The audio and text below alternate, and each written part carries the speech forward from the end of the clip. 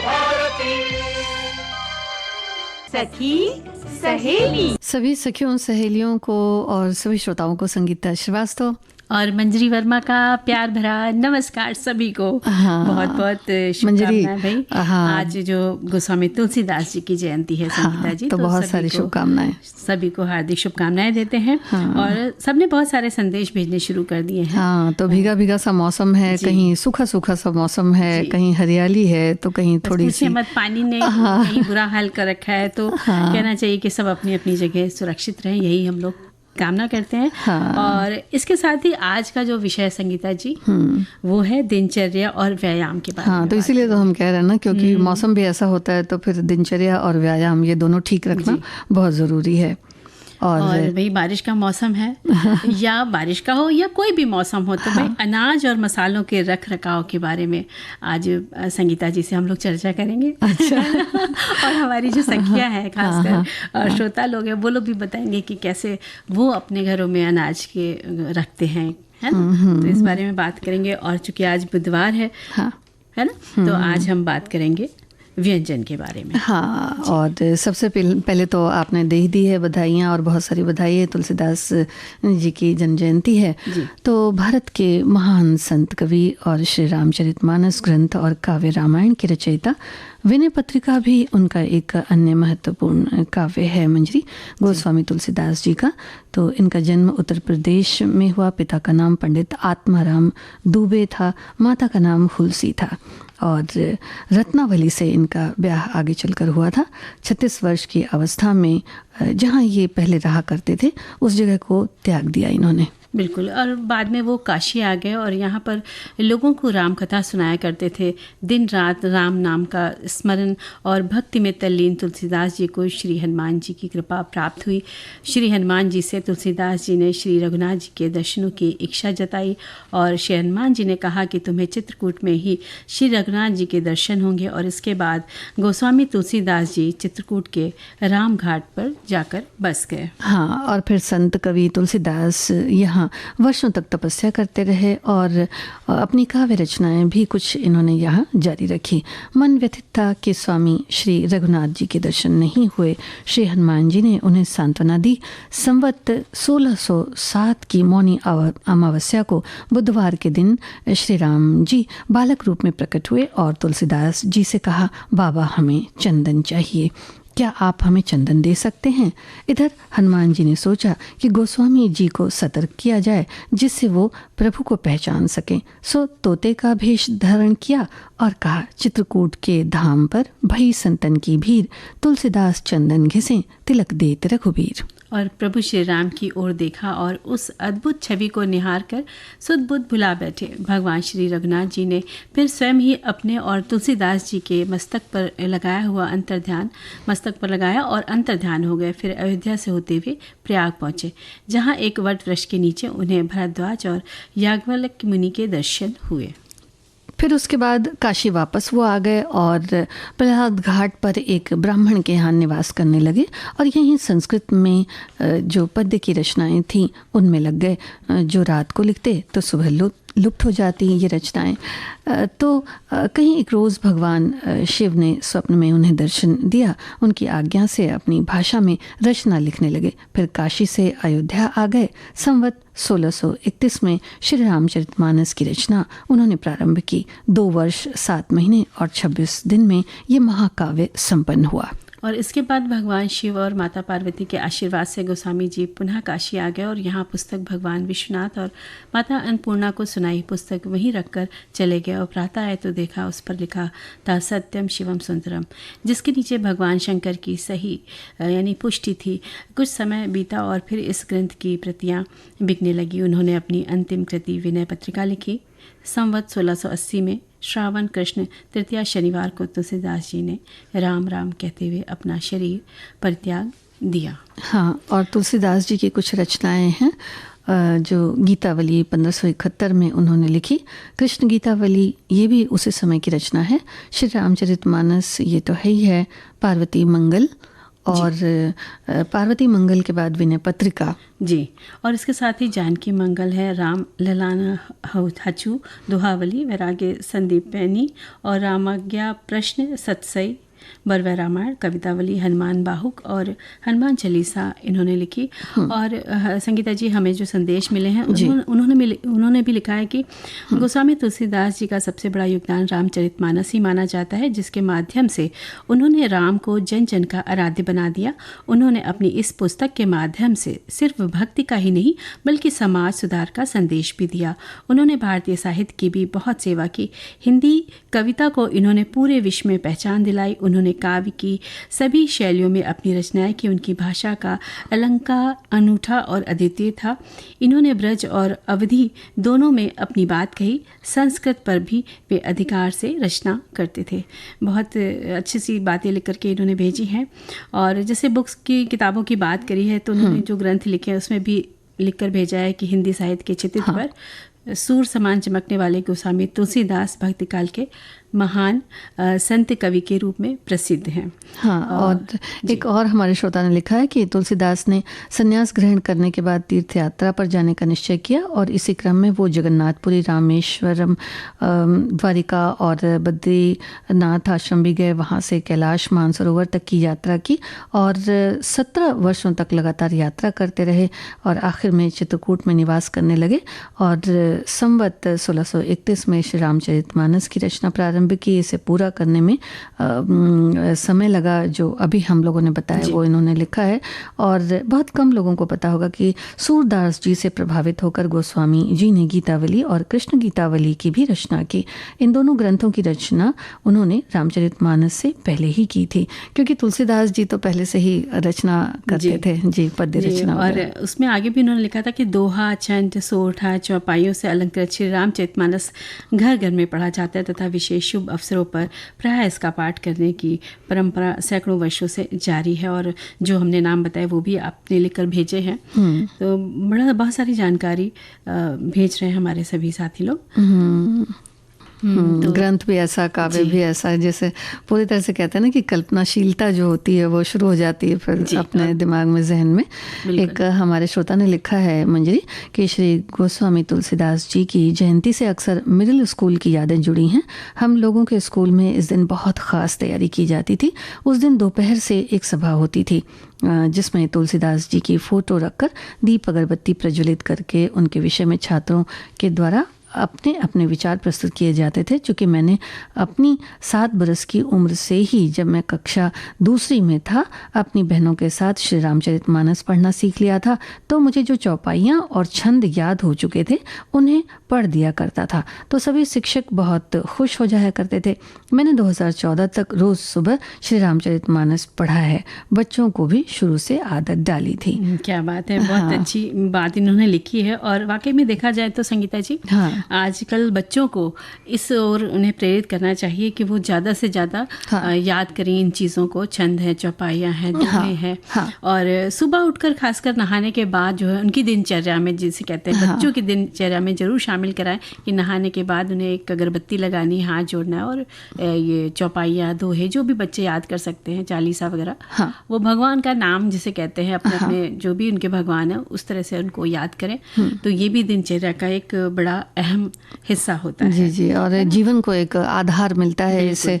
और एक नियम में कहते हैं ना कि हम बंध जाते हैं कि भाई सुबह उठना है तो ये करना है, ये करना है। तो इसी तरह से जब नियम की बात होती है, जब दिनचर्या की बात होती है, तो पूजा पाठ से ही शुरू हो जाता है। सुबह भोर उठना। और जो एक बहुत ख़ास चीज़ है वो ये है कि दिनचर्या में व्यायाम को ज़्यादातर लोग शामिल अब तो करने लगे हैं। वैसे करना भी चाहिए, क्योंकि ये तो एक ऐसा विषय है, एक ऐसी चीज़ है कि दिन ब दिन हम इसके बारे में सोचते ही रहते हैं। बिल्कुल। और इसी बारे में संदेश में भी लिखते हैं संगीता जी कि दिनचर्या व्यायाम से ही शुरू होती है और होनी भी चाहिए। सुबह के समय में कुछ समय व्यायाम को देना चाहिए। इससे हम स्वस्थ और दुरुस्त रहेंगे। और टहलना भी ज़रूरी है। ये दोनों ही मैंने अपने जीवन की दिनचर्या में शामिल किया हुआ है। और शाम के समय कुछ देर साइकिल भी चलाती हूँ। क्या बात है, ये तो बहुत बढ़िया लिखी इन्होंने चीज़ कि भाई आप टहलती भी हैं, व्यायाम भी करती हैं और साइकिल चलाना, यानी कि पूरी तरह से फिटनेस पर अपने ध्यान है। तो भाई इस तरह के संदेशों से सबको प्रेरणा भी मिलनी चाहिए। मांसपेशियाँ भी अच्छी रहती हैं साइकिलिंग से। और एक और श्रोता लिखते हैं कि आज की भागदौड़ वाली ज़िंदगी में एक सेकंड के भी किसी के पास फुर्सत नहीं जो अपने लिए हम वक्त निकाल सकें।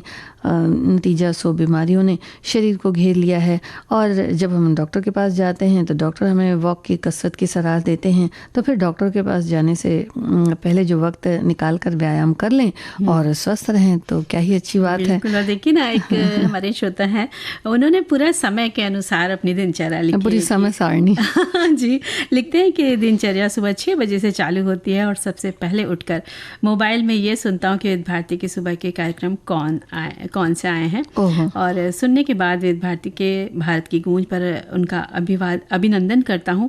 सुबह के सभी कार्यक्रमों में फिर 6:30 बजे नल जाते हैं और घर का पानी भरता हूँ, यानी 8 बजे तक इनका काम चलता है और 8 बजे से फिर ये हमारी विविध भारती कार्यक्रम को सुनते हैं और उसके बाद 1 घंटा अखाड़े में जाकर व्यायाम करते हैं, फिर घर आकर के स्नान, फिर 9:30 बजे आज के फनकार सुनते हुए 1 गिलास दूध पीता हूँ, 2 टोस्ट खाता हूँ, फिर 10 बजे गीत गाता चल कार्यक्रम सुनता हूँ, फिर 10:30 बजे दुकान के लिए निकलता हूँ, कार्यक्रम सुनते ही हुए गीत गाता चल, फिर 11 बजे दुकान पहुँचकर बस फिर पूरा दिन काम करते करते विविध भारती सुनता रहता हूँ रात 9 बजे तक। क्या बात है, आपने अपनी पूरी दिनचर्या लिख दी है। हाँ। और इसके साथ साथ आप व्यायाम भी कर रहे हैं तो ये बड़ी खास बात है। हाँ। तो ठीक है, जुड़े विविध भारती से मनोरंजन होता रहता है तो वैसे भी थोड़ी सी फुर्ती, एनर्जी सब कुछ आ जाती है, यानी कि घर से दुकान तक सब हाँ। विविध भारती ही है। जी। अच्छी बात है, सुनना चाहिए।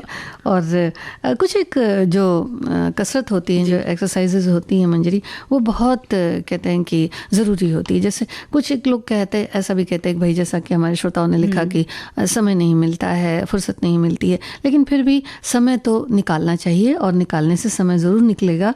अनुलोम विलोम जिसे प्राणायाम वगैरह कहते हैं, तो ये बहुत ही कह सकते हैं ना कि जैसे बहुत ज़मीनी तौर पर बिल्कुल पहले अपनी सांस को हमें कंट्रोल करना है। हाँ। जब हमारे लंग्स ठीक से काम करेंगे तो सब कुछ अच्छा रहेगा। तो ये वाली जो आपने बताई है, जो व्यायाम बताए हैं, योग बताए, ये बहुत ज़रूरी है कि आप प्राणायाम करें, अनुलोम विलोम करें, जिससे आपकी श्वसन की जो नलिका होती है वो आपकी मजबूत रहेंगी। जी।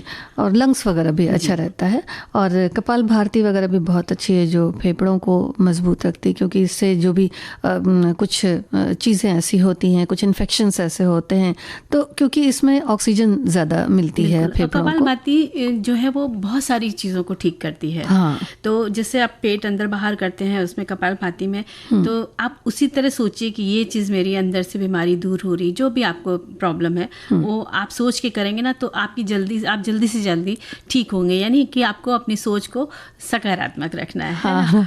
तो वो बात ये होती है कि जब लोग जल्दीबाजी में करते हैं ना एक्सरसाइज मंजरी, तो तुमने बिल्कुल ठीक कहा कि बिल्कुल ध्यान एक्सरसाइज पे कम रहता है। योग वगैरह है, इन पर ध्यान से ही करना पड़ता है। पूरा सांस को कैसे लेना है, कैसे छोड़ना है, कैसे आपको किस समय अपने पेट को अंदर करना है, बाहर करना है, तो आप ध्यान से ही करेंगे। जैसे मेडिटेशन करते हैं उसी तरह योग में ध्यान लगा के करेंगे तो ही आप सफल होंगे, आपका सब कुछ ठीक रहेगा। जी।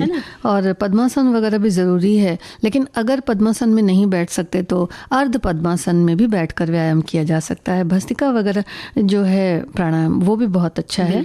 और सुबह के समय देखा जाता है कि बहुत सारे लोग जैसे पैदल चलते हैं ना मंजरी, तो पैदल चलें, लेकिन बहुत तेज़ चलना भी ठीक नहीं होता है। मतलब उतना चलें जितना कि आपके जॉइंट्स में आपको तकलीफ ना हो। आपके चलने के साथ ये भी ध्यान रखना है कि आप अपने हाथों का भी मूवमेंट रखें। और साथ में आपको नीचे भी देखना है कि जिस जगह चल रहे हैं वो सतह कैसी है। कई बार आपको ठोकर भी लग सकती है, तो सब चीज़ों को आपको ध्यान में रखना है। और जॉगिंग जो सुबह करते हैं तो वो तो फिटनेस के लिए बहुत अच्छा रहता है। कुछ लोग दौड़ना भी शुरू करते हैं, तो कहना चाहिए कि अगर बहुत ज़्यादा उम्र है तो आप शुरू कर रहे हैं तो थोड़ा संभल करके ही दौड़े, धीरे धीरे शुरू करें, कोई भी चीज़ करें आराम से करें, है ना, तो स्वस्थ रहेंगे। और संगीता जी देखिए, व्यायाम की बात चली है तो एक लिखते हैं कि आज की भागदौड़ वाली ज़िंदगी में 1 सेकंड की भी किसी के पास फुर्सत नहीं है जो अपने लिए हम वक्त निकाल सकें। नतीजा 100 बीमारियों ने शरीर को घेर लिया है। और जब हम डॉक्टर के पास जाते हैं तो डॉक्टर हमें वॉक की कसरत की सलाह देते हैं, तो फिर डॉक्टर के पास जाने से पहले अपने लिए वक्त निकाल कर व्यायाम करें और स्वस्थ रहें। ख़ासकर जो हमारी सखियाँ हैं, महिलाएँ हैं, उनके लिए बहुत ज़रूरी है कि वो समय ज़रूर निकालें, उस तरफ ध्यान दें, है ना। और क्या, सखियाँ भी है ना जी उन्हें तो ज़्यादा नहीं, बहुत सारी सखियाँ हम लोगों की ये कहती है ना कि भाई घर के ये काम इतने ज़्यादा हो जाते हैं, इसीलिए मतलब तो मैंने उन्हीं के लिए बोला कि वो ज़रूर निकालें। बाकी तो हमारे सखा लोग तो निकाल ही लेंगे, निकालते ही हैं, जी जी हाँ। तो व्यायाम के विषय में इतना कहूँगा कि मेरी दिनचर्या बिल्कुल प्राकृतिक और समय की पाबंद है। सोना, उठना, चाय, नाश्ता, लंच, डिनर, टहलना, हर एक कार्य का एक निर्धारित समय है। और व्यायाम के नाम पर मौसम कोई भी हो, रोज़ 7:30 बजे के आसपास लगभग 5 किलोमीटर साइकिलिंग करता हूँ और अपने शहर की नदी की तरफ आना जाना करता हूँ और नदी में स्नान भी करता हूँ। इस 1 घंटे के समय में 2 कार्य हो जाते हैं, साइकिलिंग भी हो गई, स्नान भी हो गया। नदी में नहाना भी एक एक्सरसाइज है, लेकिन बरसात वगैरह के समय में अगर आप नहाने जाते हैं तो या फिर तैरते हैं तो फिर मौसम का भी ख्याल रखना चाहिए। और उसमें बहुत सारी ऐसी चीज़ जैसे होती हैं ना कि उसमें पैर ना फंसे, इन चीज़ों का, वीड्स वगैरह जो होती हैं उनमें ध्यान देना चाहिए। हाँ हाँ। और इसी तरह एक लिखते हैं कि आज की भागदौड़ की ज़िंदगी में हमें व्यायाम पर कम ध्यान दे रहे हैं, जिससे हमारे शारीरिक मानसिक स्वास्थ्य पर नकारात्मक असर पड़ रहा है। उदाहरण, IT प्रोफेशनल समय पर ही अगर हम थोड़ी समय निकाल कर व्यायाम करें तो लाइफस्टाइल बीमारियों जैसे रक्तचाप, डायबिटीज से बच सकते हैं। स्वास्थ्य शरीर ही सुखमय जीवन की आधारशिला है। बिल्कुल सही बात आपने कही है। और एक लिखते हैं कि दिनचर्या शुरू करने से पहले नित्य क्रम के बाद थोड़ा मेडिटेशन करें और व्यायाम जरूर करें अपनी उम्र और सुविधा अनुसार। 1 घंटे का व्यायाम और आसन दिन भर ऊर्जा देते हैं। इसका प्रभाव आपके स्वभाव और चेहरे पर दिखाई देता है, सकारात्मक होते हैं। आप सभी से निवेदन जरूर है कि करें, मेरी दिनचर्या में ये सब शामिल है। क्योंकि आराम आराम से ही एक्सरसाइज करनी चाहिए। उसमें जो उम्र का प्रभाव है एक, उसको भी थोड़ा देखना चाहिए। कभी कभी मंजरी क्या होता है कि किसी रोग से ग्रसित भी लोग होते हैं, तो उसमें भी डॉक्टरी सलाह के हिसाब से ही आप व्यायाम करें। उसका समय निश्चित कितना होना चाहिए, क्या होना चाहिए, बहुत ज़्यादा भार न शरीर को पड़ जाए, तो इन बातों का भी ध्यान रखना चाहिए। तो डॉक्टरी सलाह भी जारी रहनी चाहिए। एक हमारे और श्रोता ने लिखा है कि दिनचर्या में व्यायाम का होना आवश्यक है, नहीं तो मनुष्य आलसी हो जाता है। व्यायाम, योग, चलना, दौड़ना, जिम आना जाना इत्यादि समाहित है। और व्यायाम करो और राम नाम जपो, तो अच्छी बात है जी। और एक लिखते हैं कि समय और दिनचर्या देखा जाए तो एक दूसरे के पर्याय हैं। यदि हम सुबह ठीक समय पर उठते हैं तो पूरा दिन ऊर्जावान रहते हैं और सारा काम समय पर हो जाता है। मैं सुबह की शुरुआत व्यायाम और योगा से करती हूँ, क्योंकि मैं योगा इंस्ट्रक्टर हूँ, तो थोड़ा पहले ही पार्क में चली जाती हूँ। कितनी अच्छी सी बात इन्होंने कही है। और मंजरी, देखिए एक्सरसाइज की जब बात होती है तो आंखों की एक्सरसाइज भी बहुत ज़रूरी है, तो उस पर भी ध्यान रखना चाहिए। अच्छे से ठंडे पानी से धोना भी बहुत ज़रूरी है। साथ ही साथ आंखों को जो चारों तरफ घुमाना, हाँ वो भी है। और स्ट्रेचिंग वाली जो एक्सरसाइज होती है वो भी अपने हिसाब से जितना आप कर सकते हैं। तो स्ट्रेचिंग वाली सब तरफ हाथ पैर को जो फैला करके, तो उस हिसाब से आप अपने हिसाब से, अपनी शक्ति के हिसाब से उसे करें। और मेडिटेशन के बारे में जो बात हुई, तो ध्यान लगाना भी एक तरह से बहुत ज़रूरी है। अब ध्यान लगाया जाए तो कैसे लगाया जाए, तो किसी भी एक पॉइंट को आप अगर सोच लें कि मतलब हमें उसी पर सोचना है या वहीं देखना है, तो मन में आंखें बंद करके उस हिसाब से उसको पूरा किया जा सकता है। कहना चाहिए कि एक दीवार पर आप कागज पे एक गोला सा बना लीजिए और उस पर ध्यान केंद्रित कीजिए, तो बहुत अच्छे से वो हो जाता है। इसके साथ साथ सूर्य नमस्कार की जो मुद्राएं हैं, सूर्य नमस्कार की, वो तो कहते हैं कि पूरे शरीर को ही मतलब उसके लिए अच्छी मानी जाती है, फायदा पहुंचाती है। इसके साथ साथ क्या कहते हैं कि धनुरासन है, सर्वांगासन है, मयूरासन है, और जो श्वास के लिए हम लोग करते हैं वो सारे भुजंगासन है, भ्रामरी है कहना चाहिए, शीर्षासन है, मयूरासन है। हाँ, जो बहुत सारे आसन जो होते हैं उनको करना चाहिए। लेकिन अगर आप किसी प्रशिक्षक से बाकायदा सीख कर करते हैं तो ज़्यादा फायदा होता है। तो अपने आप से शुरू करने से पहले मत करिए, आप किसी से सीख लीजिए, तब करेंगे तो बहुत सारा आपको उसका फायदा मिलेगा। हाँ, सुबह उठना भी हो जाता है और एक जो सुनियोजित कहते हैं ना कि समय होता है, वो भी अच्छी तरह से नियोजन हो जाता है। खान पान भी ठीक रखना बहुत जरूरी है। वो तो बहुत ज़रूरी है। हाँ। और देखिए ना, पहले के ज़माने में घर के कामों से बहुत सारे व्यायाम हो जाया करते थे। हमारी एक श्रोता लिख रहे हैं कि घर के कामों में पहले कोई मशीनी मदद नहीं मिलती थी, लिहाजा कुएं से पानी भरना, भोजन को तैयार करने के बीच बहुत सा शारीरिक श्रम करना पड़ता था। ना तो टाइम ही मिलता था, ना ज़रूरत ही होती थी। चक्की चलाना, धान कूटना, दही बिलोना, आदमी लोग खेतों में काम के अलावा मुगदर चलाना, मीलों पैदल चलकर जाना आदि करते थे। पर अब मशीनी युग में ये सब कुछ नहीं करना पड़ता है। घर के काम अब मिनटों में हो जाते हैं। आज शरीर को फिट रखने के लिए अलग अलग से व्यायाम करना बहुत ज़रूरी है। अपनी प्राचीन संस्कृति के अनुसार योग विद्या और प्राकृतिक क्रिया उपचार बहुत अच्छा विकल्प है। सही में संगीता जी, जो पहले घरों में काम होते थे, चाहे चूल्हा जलाना है तो उसके लिए आपको लकड़ी चीरना है, तो सभी महिलाएं पुरुष सभी लकड़ी चीर लेते थे, बच्चे भी चीरते थे, और ये अंगीठियां वगैरह भरी जाती थी। हाँ, चक्की चलाना जैसे है वो वाला, उसमें बड़ा मेहनत का काम होता है, लेकिन वो सब करते थे।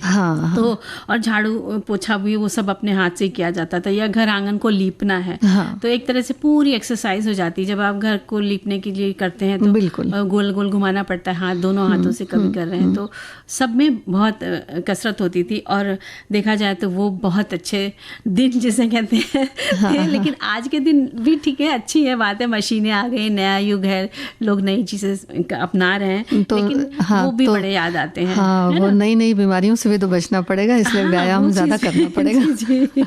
और एक है कि हमारी रोज की दिनचर्या यथावत चलती है, हम उसमें से रोज आधे घंटे का समय निकाल कर व्यायाम के लिए निकालें तो यह हमारी तंदुरुस्ती के लिए मुफीद होगा। आज योग का प्रचार प्रसार इसी कारण बढ़ चढ़कर हो रहा है। ये हमारे शरीर के लिए इतना उपयोगी है कि इसमें कोई खर्चा नहीं करना और फ़ायदे ही फ़ायदे हैं। इससे बच्चों में भी रोज़ व्यायाम की आदत डालकर इन्हें इसके फ़ायदे बताने की ज़रूरत है।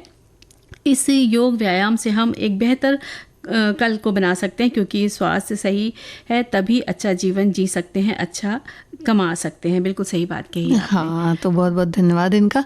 और जो महिलाओं की बात थी कि घर के जो कामकाज होते हैं उससे बहुत सारा व्यायाम हो जाता है मंजरी, तो फिर हमारी सखियाँ इसका कोई बहाना नहीं ले सकती हैं, व्यायाम फिर भी करना ही पड़ेगा। बिल्कुल करना ही पड़ता है।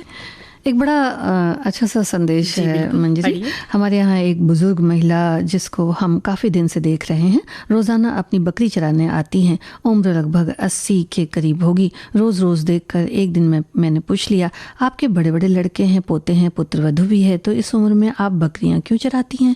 तो उनका जवाब था, भैया जिस दिन हम बैठ गए उस दिन एक गिलास पानी मिलना भी मुश्किल हो जाएगा। कहने का मतलब इंसान जब कर्म करता रहता है तो स्वस्थ रहता है, और बैठकर ऐशो आराम की जिंदगी बीमारी का घर होती है। मुझे एक नई सीख मिली, भले ही परिवार के सदस्य बराबर हों या छोटे हों, हमारी कोई जिम्मेदारी नहीं है कि हम घर का खर्चा चलाएं, लेकिन अपने हाथों से जो भी हो सके उसको हमेशा करते रहना चाहिए, तभी हमारा शरीर हमारा साथ देता रहेगा। और बैठने से शरीर कमज़ोर होता है, क्योंकि वो मांसपेशियां जो होती हैं उनमें खिंचाव तो फिर होता नहीं है, वो एक ही तरह से बिल्कुल जम जाती हैं। और जब हम काम करने की बात करते हैं तो जो हमारे जो घर में अनाज होते हैं, मसाले होते हैं, उनके रख रखाव पर भी अगर हम ध्यान देते हैं तो हम कुछ ना कुछ तो एक्सरसाइज करते ही हैं, चलते फिरते 2 घंटे से पूरा राशन पानी देखते रहते हैं, तो उसके पर भी ध्यान देना चाहिए। और दालों की बात करें तो साफ़ करके आप उन्हें धूप में दिखा करके उसको सुखा लें, या फिर एक पैन में 5 मिनट तक भूनकर कपड़े में निकाल कर ठंडा कर लें, और आप उसके बाद उसको साफ़ सूखे कंटेनर में डाल करके एयर टाइट होना चाहिए, और उसमें आप भुनी और ठंडी दालों में 1 चम्मच सरसों का तेल मिलाकर भी रख सकते हैं, और 7 से 8 महीने तक आप इसको स्टोर कर सकते हैं। या तो आप उसे भून लें, या भूनने के बाद आप जरा सा एक दाना मतलब वो करके देखेंगे तो कड़क हो जाएगा। या धूप में सुखाते हैं ना, तो दाने को अगर आप तोड़ के देखेंगे ना, तो जब सूखा होगा अच्छा, तो अच्छे से चटक के टूटेगा, तो वो उसकी पहचान होती है कि अब पूरा दाल लगभग सूख गई है। तो इस तरह से थोड़ा सा इन दालों पर भी ध्यान देना पड़ता है। तो जो उसका जो फंगस वगैरह रहता है वो भूनने से हट जाता है। इसी तरह चावल, आटा, मैदा जो है उनमें वैसे तो बड़ा अजीब सा लगता है सुनने में, लेकिन माचिस की जो खोल होती है या कुछ तीलियाँ वगैरह जो होती हैं वो उसमें डाल दी जाएँ तो चावल, आटा या मैदा वो ख़राब नहीं होता। यानी कि आप किसी कपड़े में उसको लपेट करके डालें, और ज़्यादा लंबे समय तक कहने का मतलब कि ख़राब नहीं होता। और मैदे और आटे की जहाँ तक बात बात है कंटेनर जो होता है, पहले सबसे पहली बात तो ये है मंजरी कि जो कंटेनर होता है या जो भी हम जिसमें भी रख रहे हैं डिब्बे वगैरह, उनको अच्छी तरह से साफ़ सुथरा कर लें। और अगर कांच के डिब्बों में रखें तो और भी बहुत ज़्यादा अच्छा रहता है। तो उसे धोकर साफ़ करके बिल्कुल अच्छी तरह सुखा लेना चाहिए। और इन कंटेनरों में अगर आप मैदा, आटा, विशेषतः अगर इनकी बात है तो थोड़ा सा तेज पत्ता वगैरह डालकर उसमें रख दें। और दलिया, बेसन, सूजी, सेवइयाँ वगैरह जो हैं वो भी उसी तरह जैसा कि आपने बताया कि जैसे दालें होती हैं उनको थोड़ा सा भून लिया जाए, अगर यानी कि बहुत ज़्यादा नहीं, हल्का सा भून करके, मतलब उसको नमी निकाल करके आप इतना भूने कि नमी निकल जाए बस खाली। फिर आप उसको ठंडा करके आप उसको डब्बे में भर के रख ले तो बहुत अच्छा है। और खासकर इन दिनों में देखा जाए तो उतनी ही चीज़ें मंगाए, जैसे सूजी है तो थोड़ी ही सूजी आप घर में लाइए, भले चाहे आपको दोबारा मंगाना पड़े। यानी कहने का मतलब ये है कि हर चीज़ थोड़ी थोड़ी मंगाइए जिससे वो आप इस्तेमाल कर सकें, वो ख़राब भी ना हो, है ना। और मसाले में जैसे मिर्चा है, हल्दी है, तो इसमें आप हल्का सा नमक डालकर मिलाकर भी रख सकते हैं, क्योंकि नमक का जो बर्तन होता है वो कांच का लें और उसमें थोड़ी सी आप लौंग भी डाल दें और चावल के दाने भी डाल दें, तो नमक की नमी जो है वो ख़त्म रहती है, सही रहता है। तो इस तरह से आप बहुत सारी चीज़ों को देख सकते हैं। और जो मसाले होते हैं जो उनके डब्बे होते हैं हम फ्रिज में रखते हैं, तो या तो आप उसके ऊपर भी एक कवरिंग करके रखें तो ज़्यादा सही है, नहीं तो क्या होता है कि उसमें भी नमी आ जाती है। हाँ बिल्कुल, हाँ। अमचूर के जो पाउडर होते हैं, बिरयानी मसाला वगैरह होता है, तो ये सब फ्रिज में कई बार स्टोर करते हैं लोग, तो उसमें भी सावधानी होनी चाहिए। अच्छा, मिल्क पाउडर वगैरह जैसे कोई भी चीज़ है उसे पैकेट से अगर आप निकाल देते हैं तो भी ये होता है कि भाई इतना सारा तो इस्तेमाल नहीं होगा, तो उसको वापस सील करके भी रखा जा सकता है। और आप पैकेट समेत अगर रखेंगे फ्रिज में तो उसमें जो एक्सपायरी डेट होती है ना मंजरी, वो भी दिख जाएगी सामने, तो वो एक फ़ायदा होता है। बिल्कुल, तो सील कर दें और उसी डिब्बे में रखें तो ज़्यादा अच्छा है। बिल्कुल। और एक संदेश में हमारे लिखते हैं कि अनाज और मसालों का ही नहीं अपितु देख रेख और उनके रख रखाव तो प्राय सभी सामानों की करनी चाहिए। फिर अनाज और मसालों की सुरक्षा तो और भी आवश्यक है, क्योंकि ये हमारे पोषक तत्व होते हैं। फिर ये वर्षा ऋतु और इस ऋतु में नमी से इनके खराब होने की संभावना अधिक ही रहती है। अक्सर लोग गर्मियों में ही इन्हें वायु रहित कंटेनर में रखते हैं। फिर अनाजों के लिए अक्सर लोग रासायनिक पदार्थों का प्रयोग क्या करते हैं, जबकि नीम की सूखी पत्तियों का प्रयोग अपेक्षित है। वनस्पति कीटनाशक, हल्दी, नीम आदि का प्रयोग सेहत के लिए भी अच्छा होता है। वाकई में संगीता जी, जब पहले के समय में क्या परिवार बहुत सारे सब साथ में रहते थे, संयुक्त परिवार होता था, तो उसमें साल भर का राशन भर के रख लिया जाता था। तो जो दादी नानी वगैरह थी वो क्या करती थी, लोहे का जो बड़ा बड़ा ड्रम होता था उसको धूप में खूब अच्छे से चटक सुखा लेती थी। फिर नीम की खूब सारी पत्तियां लेके सुखा करके उसके सबसे नीचे डाला जाता था। फिर अनाज, फिर परत लगाई जाती थी पत्तियों की।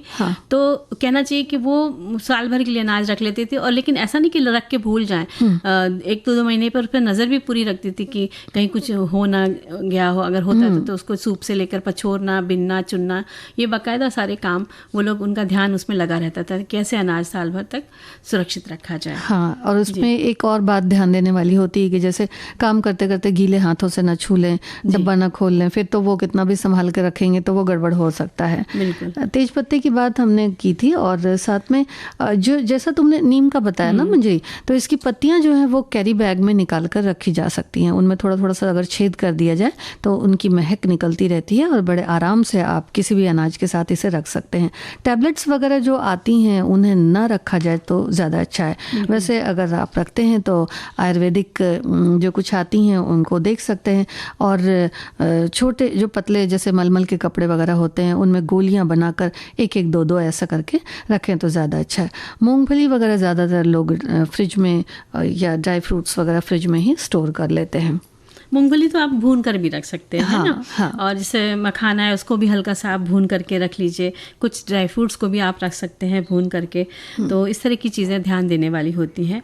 और एक हमारी सखी लिखते हैं कि अनाज ज़रूरत के अनुसार ही खरीदें, क्योंकि आजकल घर छोटे होते हैं और कामकाजी महिलाओं को फुर्सत कम होती है। जब अनाज और मसाले भरें तो पारद टिकड़ी को पतले कपड़े के टुकड़े करके अलग अलग 2-2 गोलियाँ बांध कर पोटली बना लें। सभी में 4-5 पोटली डालकर रखें। तेज पान के पत्ते, लौंग से चावल खराब नहीं होते हैं। शक्कर में भी लौंग डालकर रखें, चींटियाँ नहीं आएंगी। आटा और बेसन में तेज पान के पत्ते रखने से कीड़े नहीं लगते हैं। बहुत अच्छी सी जानकारी इन्होंने लिखकर भेजी है। तो संगीता जी, हमने खाने के अनाज तो बहुत स्टोर कर लिए, लेकिन उसमें से हमने अभी मखाना निकाल लिया, क्योंकि हम रेसिपी बताने जा रहे हैं मखाना रायता, है ना, मखाने का रायता। तो इसकी सामग्री है 2 कप दही फेंट कर ले लें, 1 कप मखाना 200 ग्राम के आसपास, और हल्का सा उसको भून लें 2-3 मिनट, ज़्यादा नहीं, और आधा छोटी चम्मच भुना जीरा पाउडर, आधा छोटा चम्मच काला नमक, इसमें थोड़ा सादा नमक भी आप ले सकते हैं, हरी मिर्च बारीक कटी हुई, और पुदीने के पत्ते, हरी धनिया के पत्ते, 1 छोटी चम्मच चीनी, और सबको मिलाकर दही में अच्छे से मिला लें और मखाने डाल दें। और इसे आप व्रत में भी खा सकते हैं। व्रत में खाना है तो आपको सेंधा नमक डालना है, ये ध्यान रखना है ना। उस समय आपको काला नमक सादा नमक हटा देना है। और रायता तो ऐसा होता ही है कि अच्छा लगता है। तो मखाने का रायता आप सब बनाएंगे और खाएंगे। और आप क्या बताने जा रही हैं? मखाना मेवा बर्फी जी। तो इसके लिए कुछ जो चीज़ें हैं ज़रूरी, 75 ग्राम के करीब मखाने को क्रिस्प रोस्ट कर लें, और जब ये ठंडा हो जाए तो उसे पीस लें जार में। आधा कप काजू, इन्हें भी पाउडर बना लें, और आधा कप नारियल का बुरादा हल्का भून लें। छोटी इलायची 4 कुटी हुई, वैसे आप स्वाद अनुसार ले सकते हैं। बर्फ़ी के लिए ग्रीस्ड ट्रे और आधा लीटर फुल क्रीम दूध। इसे गाढ़ा कर लेना है आपको, यानी कि इसको उबालने जब हम लगेंगे तो ये गाढ़ा हो जाएगा। इसमें 150 ग्राम चीनी डाल लें। जब ये उबल जाए, आधा हो जाए, इसके घुलने तक इसको कुक कर लें। 1 टेबलस्पून घी भी इसमें डालना है। फिर मखाना, काजू, नारियल का बुरादा, छोटी इलायची पाउडर अच्छी तरह से इसमें मिला लेना है, यानी जो भी चीज़ें हमने पीस कर रखी हैं उसको मिला लें, और इसे पके हुए दूध में ही डालकर मिलाना है। फिर जमने वाली कंसिस्टेंसी तक थोड़ा सा देख करके ठीक से उसे भूनते रहें, और फिर ट्रे में डालकर फैला दें। जो भी पिस्ता बादाम आपको पसंद है उस हिसाब से उसकी कतरन को डालकर एक हिसाब से उसे तरीके से सेट कर दें। 1 घंटा फ्रिज में रखें या पंखे के नीचे रखें, फिर इसे अपने मन मुताबिक काट लें। तो इस तरह से व्रत में भी ये खाया जा सकता है। और मखाने की खीर तो सब लोग जानते हैं बनाना। हाँ, मखाने की खीर तो सब जानते हैं। दूध को पकाना है और मखाने का भुना पाउडर बना के उसमें डाल देना है। हाँ। चीनी डाल देनी है, और आपको किशमिश बादाम जो भी मेवे डाल के बढ़िया पका लीजिए, और गाढ़ी जब हो जाए मखाने की खीर तो आप उसको इस्तेमाल कीजिए। गरम गरम खाइए, ठंडी खाइए। और सब्जी की तो बात ही अलग है। तो बहुत सारी रेसिपी हो जाती है मखाने की। तो संगीता जी, जैसे कि एक लिखते हैं कि भाई अगर कोई योग सिखाता है निःशुल्क, तो ज़रूर सीखना चाहिए, क्योंकि वो आपके लिए इतना कर रहा है। तो हौसला भी बढ़ता है और आप सीखते भी हैं। समय निकाला भाई, हाँ, समय निकालना बड़ा मुश्किल है, और निःशुल्क सिखा रहे हैं, पैसे की भी कोई बात नहीं है। तो और एक ग्रुप बन जाता है। सबसे बड़ी बात तो यह है कि आपका समय भी अच्छा बीतेगा और आप फिट भी रहेंगे। हाँ, विचार से विचार भी निकलते हैं जी। हाँ, तो अगर मान लीजिए किसने कुछ बताया तो फिर किसी ने कुछ और बता दिया, तो इस तरह से एक दूसरे को जो है वो मदद हो जाती है, और अच्छे से अच्छा एक जो कह सकते हैं ना कि दिनचर्या में क्या व्यायाम होना चाहिए जी। एक तरह से नेक काम है कि कोई आपके लिए समय निकाल के निःशुल्क सिखाना चाह रहा है, तो सीखना चाहिए। और एक मखाने की चाट बता देते हैं, भेल जैसी। तो मखाने भुने होंगे, मूंगफली भुनी लेनी है, उसमें खीरा, टमाटर, आलू उबले हुए उसके छोटे छोटे टुकड़े, और उन सबको एक बाउल में मिक्स कर लेना है। हरी धनिया कटी हुई, हरी मिर्च और नींबू निचोड़ के थोड़ा सा नमक डाल के, भुना जीरा डाल के आप इसको एक बड़े से बाउल में मिक्स कर लीजिए। तो ये आपकी मखाने की भेल तैयार हो जाएगी। आप किसी भी मौके पे आराम से खा सकते हैं। तो फिर इसको रोस्ट करना है पहले? हाँ, वो तो सब मतलब वो तो पता ही है सबको, सखियों को। मूंगफली भी भूनना है। नहीं, मतलब कई बार सादी कढ़ाई में भुना जाता है, कई बार घी डाल, आप सादा भून लीजिए या घी डाल के, फिर आप थोड़ा सा घी डाल के भून लीजिए। दोनों तरह से भून सकते हैं आप। जी जी, वही मैं आपको पसंद आए, और बढ़िया सी भेल बना के खाइए। तो अब सखी सहेली कार्यक्रम से लेते हैं इजाजत। सभी को संगीता श्रीवास्तव और मंजरी वर्मा का नमस्कार।